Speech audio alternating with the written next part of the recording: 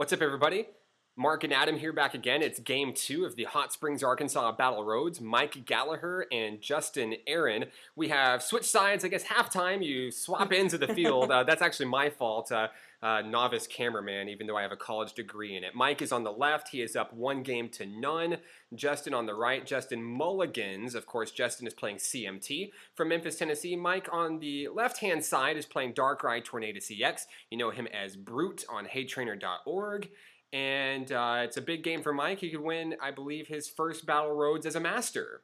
Yeah, that'd be pretty big. And he starts off with Darkrai in the active, and he leaves the other Darkrai in his hand, which I think is interesting. He could definitely have used that, and then it can be his bench Darkrai, which he can Dark Patch too. But we'll see what he's thinking with that. So Justin is getting his second hand, looking for a basic here. And of course, last game had a pretty slow start, nothing really going. He'll start Tornadus. Just as he did last game, Mike will open with Darkrai. It's rather unfortunate that he starts with him too. He really needs that Celebi start. And one thing that I've noticed is a lot of people are dropping down to 3 Celebi. And I don't really necessarily agree with it because you lower your chances of starting with it, and that's when it's most important. So Justin benches Regigigas EX on the first turn. Kind of a risky play, but we'll see where he goes with it here. Got the dual ball, got 2 heads on dual ball, so much unlike the first game, he's really going to have a chance to set up here, we think. Yeah, but I really don't like the dropping Gigas. The only time turn 1 Gigas is good is if you have the Giga Power already in your hand, and he, maybe Sky Arrow, Bridge, DCE, Grass, He may have Switch. He may have to switch otherwise. We don't know every card that's in his hand. But, I mean, you don't get to a top 2 of Battle Road and just bench Gigas every turn without a reason to. So we'll see what Justin has going here. He's got the Mewtwo, has the Celebi, and he may have the optional turn 1 Gigas here. We'll see what he has in his hand to play. He's got the dual ball going from the turn, got the switch, and looks like we might see something going here. We'll see. Kind of a scary moment, but he does have the DCE, which is big. And there's the Forest Breath. All he needs is the Bridge, and we could see a really hot turn 1 from him. Chances are he doesn't have it here. He's going to punt and get a chance to do it. So a turn 1 Giga Power for 80 puts a lot of pressure in on the Darkrai player. Yeah, for sure. And all he needs is either a Junk Arm, a Switch, or a Sky Arrow Bridge, which, in most builds, that's, between, 3, 3, and 4. That's, 9 cards now, the one out of his deck already. So that's a pretty good shot with 6 cards. It's actually a very good turn 1 for Justin, despite starting a lone Tornadus. Yeah, for sure. That's kind of, it's not the worst starter in your deck. For sure, that's probably Mewtwo or Gigas itself. But, this is a lot hotter than I thought that this would go based on his start. So Justin doesn't appear to have one, I don't think, anything that's going to get him out. So Mike's going to take his first turn, attach a special Dark to the active Darkrai, and bench another Darkrai. And I think he's going to mull over an Ultra Ball. Ultra Balling the 2 Darks, setting up the Dark Patch. It's a pretty good turn 1 play. Yeah, that whenever you can hit the 2 basic Darks with the Ultra Ball, that's going to be a huge turn 1 for you. That's a really fantastic way to open this game. And Mike's got to be feeling confident. He just won the first game. He, narrowly avoided that Giga Power, so we'll see what he can come up with, but he's got to be feeling at least decent about this one. Of course, there's the Smeargle benched. It's really good. It's one of the best cards in this entire format, and of the random receiver, he's going to hit a punt there. And of course, Smeargle can really do some damage here in Speed Darkrai. Yeah, one thing we're noticing, just, not in the actual game, but that Mike is doing, is he's actually almost looks pretty nervous with the way he's fumbling around with his cards and stuff. As a player that plays with Mike often, it's kind of just his play style. He's a fast player. Boy, he shuffles those cards hard, too. At any tournament, you'll see this guy break at least 1 set of sleeves. But, I mean, I guess it's the power of the determination. I don't know. He's definitely determined in any game he plays. So, whatever. If it's going to get him to a top 2 Battle Roads, let the kid shuffle any way he wants, I suppose. So, the Dark Patch starts setting up the other Darkrai on the bench. Okay, sounds good.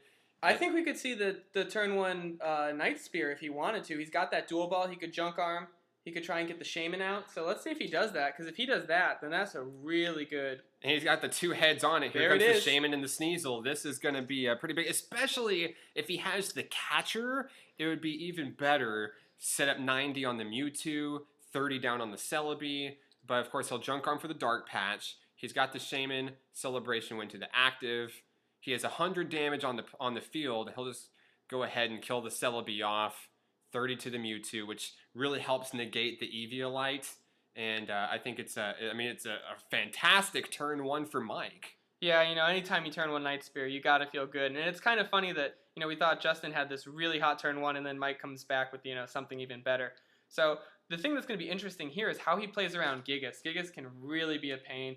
If he hits it for that Night Spear, he's going to be Raging Hammer back for 140. That's a lot of damage to put on the board. And of course, as someone who played Gigas during a States, wouldn't you say that the best way to get past Gigas is just to take the bullet and go through Gigas? Yeah, Gigas is really, in CMT, it's really good because you're a faster deck, and Gigas is all really about exchanging prizes evenly. Usually Gigas will give up 2 prizes. Of course, he's an EX, but he's also usually going to net you at least 2 prizes, 2 to 3. So it's maybe not fantastic here, but it's still going to be a solid play, and we'll see, how Justin handles himself, but he's at least going to be able to keep up in this case. So Mike does grab a catcher with his Pont hand, and he's going to attach the Eviolite to Darkrai, kind of help things out a bit.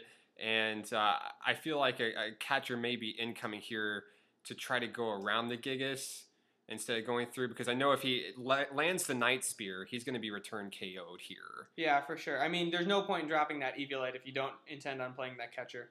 So another special Dark, he's going to up it to the 110. It should put Mewtwo at 140 with last turn's Night Spear Snipe.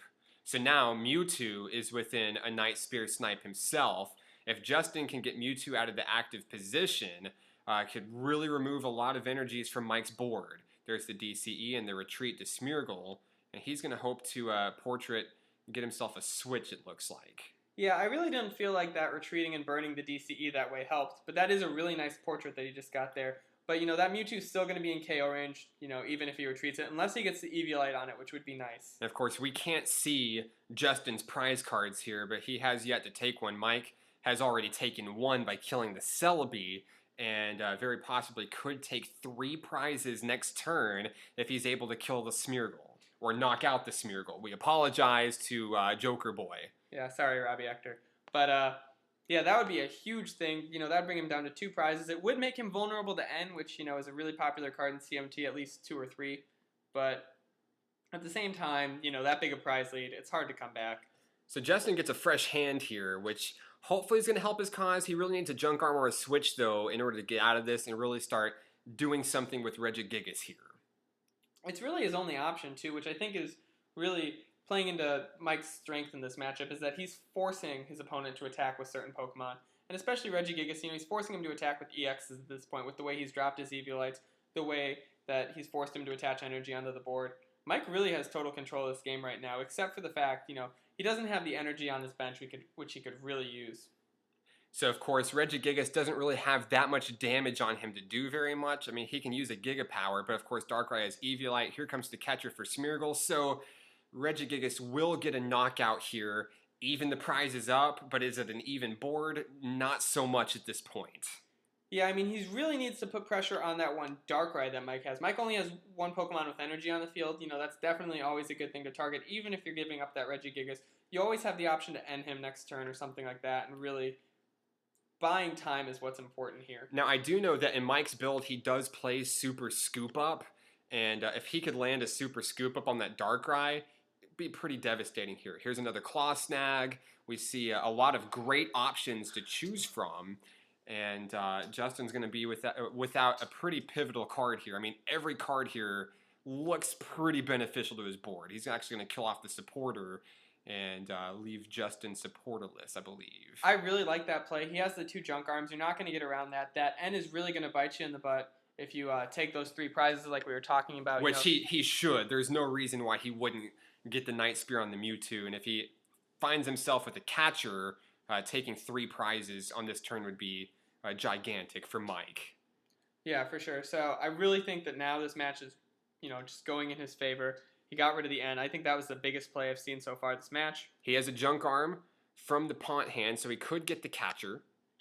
The other thing he could do is try and, I don't know if he has any more Dark in his discard, but he could try and use that for another Dark Patch. It is important for him to have energy on the board. Yes. So he's going to go ahead and Night Spear the active Regigigas, KO the Mewtwo. So for 2 more prizes, Mike has taken 3. Justin has taken 1. So that leaves Regigigas, it looks like 150, which is a crucial number. You know, if you can catch her that Smeargle up and you can Night Spear, you take 3 more prizes, and that's game. So Justin, a lot of pressure here in game 2. Of course, he's already down 1-0 and this best of 3 Battle Roads. Of course, Spring Battle Roads, both of these players actually did attend Nationals this year and looking to add some championship points to their resumes. Yeah, I know Mike did pretty well at Nationals. He top 64, right? Mike did finish in the top 64. He was the highest finishing player from Arkansas in the Masters division. 2 Arkansas players made it, and Mike, I believe he finished 41st overall, but that number may be slightly off. He was in the 40s though at the when all was said and done. Yeah, that's a pretty impressive finish considering how massive that tournament was. It was over 1,000 Masters, is 1,005 to be exact. Very tough competition. Mike ended up going 8-1 in Swiss with a Darkrai variant. He actually switches from this variant to Darkrai Terrakion. But here in this game, of course, Justin's going to get the portrait off once again and get himself a brand new hand with a portraited Juniper here. So the thing I don't like is that he is going to Smeargle here, especially when if you can't get that Smeargle back out, and he does retreat. I wasn't really counting where his retreats were, to be honest. But, you know, putting that Smeargle out there is just going to make you vulnerable. But here is an N, which is huge. You're bringing your opponent down to 3, and you're going to take 3 or 4 of his 5 energy off the field. This is a really big turn for Justin. Very big for Justin. Mike's only going to get 3 cards off of this end. Justin will get 5, but like you said, removing the energies from the board. We know Darkrai has Dark Patch, but you only have so much, and you're definitely not getting back the special Darks at this point. Darkrai on the bench only has 1 energy. And we just saw Mike top deck a Juniper first card. So he also got the Mewtwo, which I don't think it'll matter too much, but, you know, it might be an easier card if he has the DCE to go to. So it looks like Justin has a position here to take 2 prizes, so he's actually going to tie up the game with that attack with Raging Hammer.